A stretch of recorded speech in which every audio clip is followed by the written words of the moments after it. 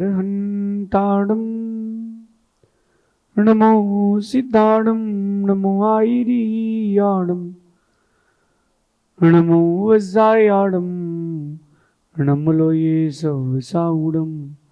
पंच परमेष्टि भगवंतों की आचार्य भगवान गुरुवर विशुद्ध सागर जी मुंडराज की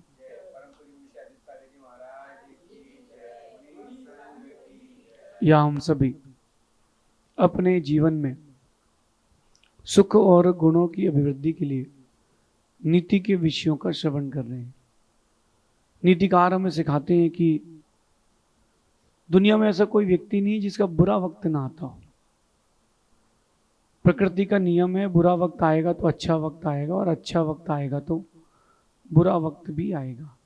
ये अप्स एंड डाउन्स, यही लाइफ है। जो समस्याएं हैं, विपरीत परिस्थितियां हैं, इसी का नाम जिंदगी है। जिंदगी इसी का पर्यायवाची और कुछ नहीं। हमें लगता है कि अच्छे दिन आ गए हैं, देखना धीरे से अच्छे दिनों के साथ एक बुरा दिन और आता है। दिन नहीं आएगा तो बुरा घंटा जरूर आएगा। तो चीजें लाइफ में अप्स एंड डाउन्स के साथ चलती रहेंगी। उन अप्स एंड डाउन्स के साथ जीना कैसे है, ये नीति है। आपको कैसे जीना है, दूसरे के लिए कैसे जीना है, इसका नाम ही तो जिंदगी है। बुरा वक्त हर किसी के साथ आया था, हर किसी के साथ आएगा। आप उसको टाल नहीं सकते हो, आप उसको टाल नहीं सकते हो। राम, भगवान बनने वाले राम, भगवान राम को भी कर्म ने नहीं छोड़ा। बुरा वक्त तो उनके साथ भी आया। अंजना सती भी यही सोच रही थी कि ये गर्भ में मेरे कैसा पापी बच्चा है, ऐसी पापी संतान कि मेरा अपवाद हो गया। लेकिन उसको पता नहीं था उस पुण्य आत्मा हनुमान के कारण वो बची थी। वो बची थी किसके कारण? वो हनुमान चरम शरीरी थे, उसी भाव से उनको मोक्ष जाना था, इसलिए वो बची थी। तो लाइफ में जो भी अप्स एंड डाउन्स आ रहे हैं, तो अगर आपकी लाइफ में अप्स एंड डाउन्स चल रहे हैं तो आपको एडजस्ट करके जीना चाहिए। स्वयं के लिए बात चल रही अभी, फिर दूसरे के लिए समझेंगे कि जब भी आपकी लाइफ में कुछ दिन खराब आए, थोड़ा सा स्पीड स्लो करना, गाड़ी बंद मत करना, गाड़ी मंद करना। जब आप बड़ी अच्छी स्पीड में हो और एक अच्छा स्पीड ब्रेकर आ जाए तो गाड़ी बंद कर देते हैं, गाड़ी की गति मंद कर देते हैं। ऐसी लाइफ में जब अप्स एंड डाउन्स आए तो गाड़ी को बंद मत करना, लाइफ की गाड़ी की गति को मंद करना। ये अपने लिए है। जब आपके साथ ऐसा दिन आए, टूटना नहीं, बिखरना नहीं, प्रभु से, परमात्मा से, गुरु से दूर होना नहीं। दिन बदल जाएंगे। अभी बहुत तेज गर्मी, आज 49 है, लेकिन 49 टेम्परेचर है। अब तो इससे अच्छा तो मर जाओ। अगर मर जाओगे तो रात की ठंडक नहीं मिलेगी। रात की ठंडक चाहिए तो जीना पड़ेगा। आपको रात की ठंडक चाहिए है तो जीना पड़ेगा। अगर आपकी जिंदगी की किताब में एक पन्ना कुछ गलत लिख गया हो, लिखने वाले भी अपन ही है, पढ़ने वाले भी अपन ही। अगर वो एक पन्ना गलत लिख गया है तो उस एक गलत पन्ने के लिए जिंदगी की किताब को फाड़ने की कोई जरूरत नहीं है। वो पन्ना फाड़ के फेंक दे, या थोड़ा सा वेट करें, पन्ना पलटेगा। और जब पन्ना पलटेगा तो किस्मत भी पलटेगी। नहीं पलटेगा? थोड़ा सा वेट एंड वॉच तो करना पड़ेगा। थोड़ा सा वेट एंड वॉच, ये आपके लिए है। लेकिन जो आपको देख रहे हैं उनको भी कुछ नीति सीखना चाहिए। जब आपके सामने किसी के वक्त बुरा चल रहा हो तो आप उसको इग्नोर करके ना जाएं। वहां मत कहना कि ओम इग्नोराय नमः। वहां ये कहना कि मैं तुम्हारे साथ था, हूं, रहूंगा। वक्त अच्छा हो बुरा, उससे क्या? हमने वक्त को पसंद नहीं किया, हमने तुमको पसंद किया। थोड़ा सा वक्त बुरा आता है तो आजकल देखो कैसा, कितनी जल्दी व्यक्ति रंग बदलता है। गिरगिट तो अपनी रक्षा के लिए रंग बदलती है और आदमी तो ऐसा रंग बदलता है कि गिरगिट फेल हो। मुझसे कल कोई कह रहा था कि महाराज जी ट्रेंड चल रहा है। क्या ट्रेंड चल रहा है? कि अमीर लड़के से शादी करो, बाद में डिवोर्स ले लो और स्वयं अमीर हो जाओ। ये ट्रेंड चल रहा है, बहुत अच्छी बात है, ये ट्रेंड चल रहा है। वर्तमान में तो तुमको बहुत कुछ मिलेगा, लेकिन आने वाला कल तुम्हारा बहुत कुछ लेके जाएगा। किसी का अगर बुरा वक्त चल रहा है तो आपका उसके साथ बिहेवियर क्या, वहां इग्नोरेंस नहीं होना चाहिए, वहां एक्सेप्टेंस होना चाहिए। भले ही उसकी गलती हो, उसकी गलती ना हो, इससे भी कोई फर्क नहीं पड़ता। आपको एक्सेप्टेंस करके चलना चाहिए, क्योंकि वो भी एक इंसान है। कम से कम इंसानियत के नाते तो एक्सेप्टेंस होना चाहिए ना। बुरे वक्त में अगर आपने मुंह फेर लिया है तो अभी आप इंसान नहीं हो, इंसान के वेश में एक पशु हो। जब राम का बुरा वक्त आया,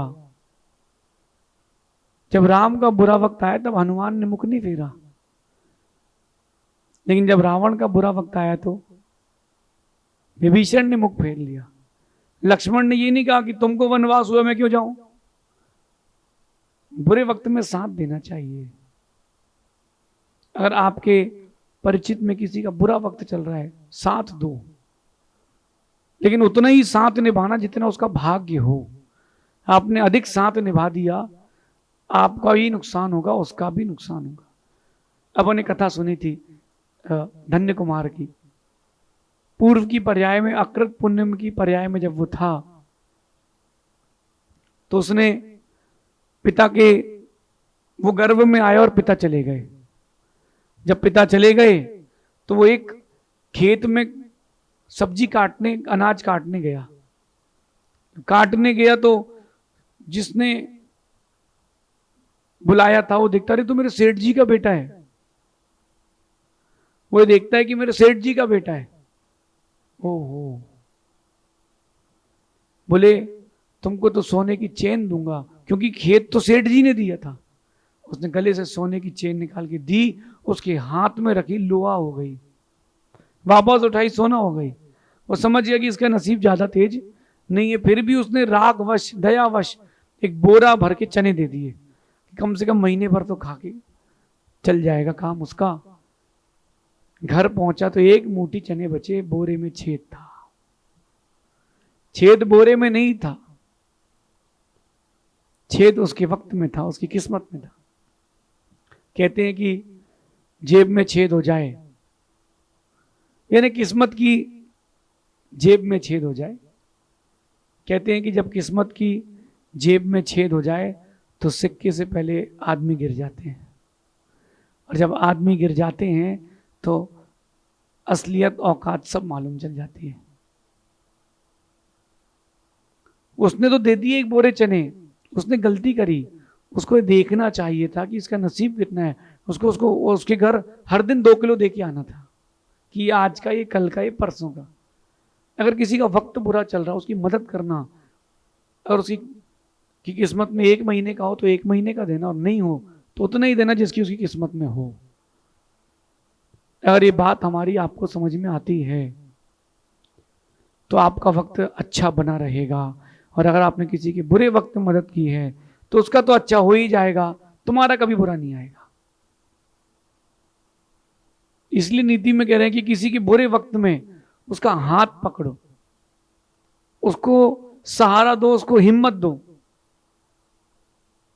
जब किसी का बुरा वक्त आए ना, उसको जरूर सहारा देना, मुकरना मत। मतलब पीठ दिखा के मत लौट जाना कि देखते हैं, बताते हैं। जो कह देते ना कि बताते हैं, वो कभी नहीं बताते हैं। जिसको करना है वो एक बार में बोलता है हाँ, जिसको नहीं करना है वो एक बार में कहता है ना। नहीं करने वाले बहाना बनाते हैं, करने वाले सहयोग करते हैं। कृष्ण ने कभी मना नहीं किया अर्जुन को, हाँ मैं तुम्हारे साथ हूं, क्योंकि उसको सहारा देना था। आपके अंदर कितने गट्स हैं? आप सहारा देते हो कि सहारा छीनते हो? सोचो ना, आप सहारा देने वालों में हो कि छीनने वालों में? अगर देने वाले में हो तो मिलेगा, छीनने वाले में हो तो तुमको कभी नहीं मिलेगा। किसी के बुरे वक्त में उसका हाथ थाम लो, क्या चला जाएगा? क्योंकि कहते हैं कि बुरा वक्त तो थोड़े समय के लिए ही आता है, लेकिन वो आपको जिसने मदद की है, वो जो दुआ दे देता है ना, वो जिंदगी भर तक के लिए साथ रहती है। बुरा वक्त तो थोड़े समय के लिए आता है, लेकिन जो दुआ मिलती है ना, वो जिंदगी भर साथ देती है। तो आपको सहयोग करना चाहिए, जब कभी भी मौका मिले सहयोग करना चाहिए। इतनी गर्मी है, अपने घर के बाहर एक पानी की नांद रख सकते हो, बाल्टी रख सकते हो, सूखा चारा गीला चारा रख सकते हो। क्यों? 25-50-100 रुपए में तुम्हारा क्या जाएगा, लेकिन वो जो जानवर पानी पिएगा उसकी जिंदगी बच जाएगी। उस जानवर की जिंदगी बच सकती है तुम्हारी एक बाल्टी पानी से। क्या पता वो लौट के कैसा आएगा। सहारा देना सीखो, लेकिन गलत का सहारा मत देना, सही का सहारा देना। नहीं तो आप बोलो गुरुदेव आपने कहा, आपकी सारी बातें मानते हैं। गलत का सहारा मत देना, गलत को सही करके सहारा देना। लेकिन सहारा जरूर देना, क्योंकि जो गिरने वाला होता है ना, कहते हैं कि डूबते को तिनके का सहारा भी बहुत होता है। डूबते को तिनके का सहारा भी बहुत होता है। जब कभी कोई आपको मिल लगे कि बेसहारा है, मेरा मानना है जरूर सहारा देना। वक्त लौट के आएगा, क्योंकि बुरा वक्त कब तक रहेगा? जब अच्छे वक्त नहीं टिके तो बुरे वक्त क्या टिकेंगे। लेकिन आपने उसको जो सहारा दे दिया है, वो आपको आगे ले जाएगा। एक दीवान अमरचंद जी हुए हैं जयपुर के, दीवान अमरचंद। वो रात्रि में जब निकलते थे जयपुर में, तो यही देखते थे, ऐसी झुग्गी झोपड़ी जाते थे जहां गरीब लोग हों। तो उन्होंने एक बार देखा कि एक बूढ़ी सी दुबली सी माँ, बच्चा घर में रो रहा है कि भूख लगी है, भूख लगी है। माँ कुछ दो ना। माँ दे क्या, घर में तो कुछ है ही नहीं। उसने बर्तन दे के खाली, बेटा लेके आती हूँ। घर के बाहर बैठ के रोने लगी। दीवान अमरचंद ने भांप लिया, वो गए, अपने घर गए, एक बोरियों में अनाज भरा, वो चीजें रखी जिसमें उसके बच्चे का पेट भर जाए और महीने भर का हो जाए। सारी चीजें करी और एक सोने की सिक्के की पोटली और उसके अंदर रख दी कि चलो चलते हैं। और जाकर के वो सोने के सिक्कों की पोटली और वो सब उसके घर के बाहर रख दिया और गेट खटखटा के भाग गए। उसने देखा वहां कोई फरिश्ता, सब चीजें निकाली, उसने बच्चे को भोजन कराना चालू किया। उसने देखा अरे सोने की सिक्कों की थैली। वो घबरा गई, क्योंकि गरीब के पास पैसा आ जाए तो घबराहट तो होती है कि कोई क्या बोलेगा। वो राजा के पास गई, राजा ऐसा ऐसा हो गया रात को हमारे यहाँ। राजा कहते हैं अमरचंद आया था। क्यों अमरचंद जी? उन्होंने मुंडी नीचे कर ली। ये होता है बुरे वक्त में साथ देना। और जैनों से अच्छा कोई नहीं जानता बुरे वक्त में साथ देना। लेकिन अब दिन बदल गए हैं, जैन भी बदल गए। बुरे वक्त में साथ देना। गुरु गोविंद साहब, उनके युवा बच्चों को, 9 साल 10 साल के बच्चों को एक क्रूर शासक ने मार दिया, फांसी चढ़ा दी। और शरीर नहीं दे रहे थे अंतिम संस्कार के लिए। उन्होंने कहा शरीर दे दो। बोले संस्कार कहाँ करोगे, जमीन तो पूरी हमारी है, जमीन खरीदो हमसे। तो उन्होंने क्या चाहिए? बोले जमीन में सिक्के बिछा दो, जितनी जमीन में सोने के सिक्के बिछा दोगे उतने दे देंगे। जब दिगंबर जैन टोडरमल जी को मालूम चला, उन्होंने अपनी सारी संपत्ति बेच दी और जमीन में सिक्के बिछा दी सोने के। उन्होंने कहा अब इतनी जमीन दे दीजिए। बोले नहीं, सिक्के लेटे नहीं खड़े रहेंगे, जमीन में खड़े सिक्के बिछाइए।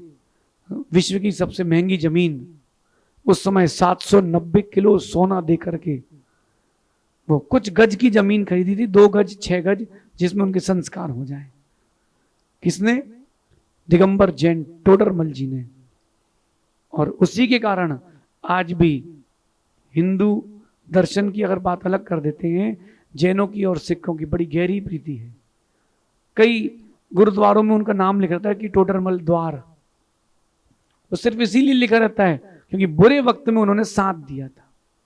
वो तो नहीं रहे, पैसा भी नहीं रहा, लेकिन उनका किया हुआ उपकार कोई नहीं भूलता। याद रखना, वक्त बुरा कुछ दिन के लिए आता है, लेकिन वो जो आपने मदद कर दी है तो वो जो दुआएं रहती हैं वो जिंदगी भर के लिए रहती हैं। और मेरा मानना है दुआएं भी लगती हैं, मुझे तो बहुत लगती हैं।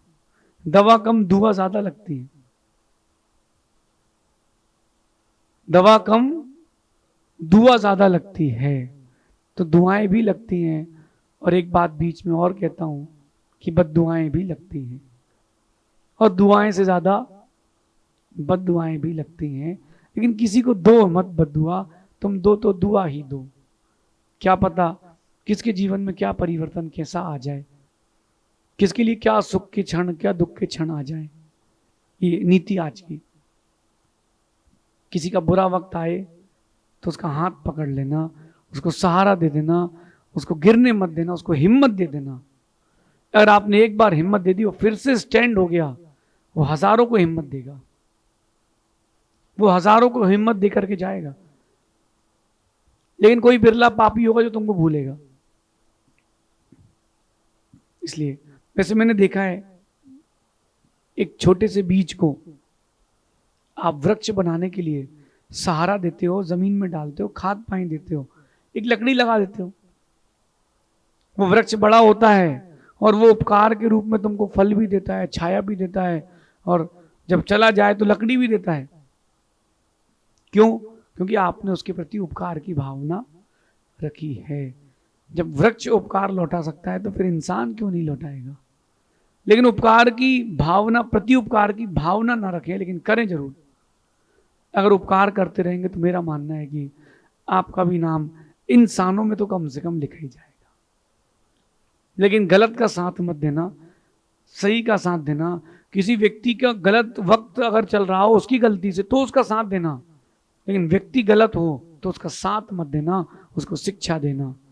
लेकिन मरने मत देना, कम से कम भोजन तो कराते ही रहना, कम से कम भोजन पानी तो कराते ही रहना। ये इंसान और इंसानियत को बढ़ाने की नीति है। किसी के बुरे वक्त में जरूर उसका हाथ थामना, क्योंकि जब कोई गिरता है उसको तिनके का सहारा भी बहुत लगता है।